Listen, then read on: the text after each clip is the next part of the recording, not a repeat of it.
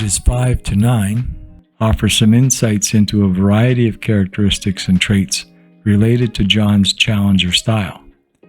Page 5 provides bullet point lists on several topics.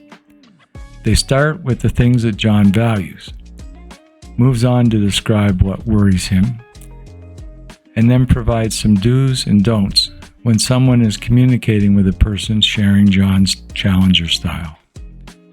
It goes on to suggest how John relates to information and then provides a list of things that describe his likely behavior in different circumstances. Page 6 gets into John's value to the group, identifying those things that are considered positive traits. Page 6 ends with a list of growth areas for challengers. These items would usually be considered when developing a learning and development plan. Page 7 addresses John's specific scoring in each quadrant of the DISC assessment in a way that describes the intensity of the characteristics for someone in the Challenger category. In John's case, the description of his D and C scores is fairly intense, reflecting his D and C scoring on the core self graph from page 3. On the same graph, John has a fairly low score on S, which means he likely is not steady and stable, slow to act, and takes time to think things through, like a high-scoring S would be. John is described as restless and wanting change.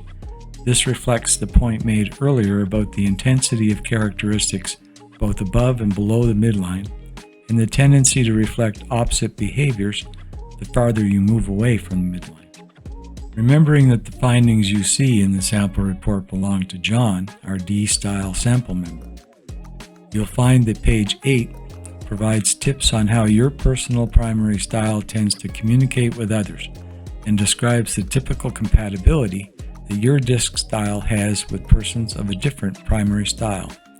Page 9 provides advice on the steps you can take to enhance your interactions with others who have a different style. The DISC portion of your 3D report finishes on page 10, going in depth on explaining how to interpret the changes in position of the D, I, S, and C scores between graphs 1 and 2, providing more insight on the effect of stress and tension in your workplace.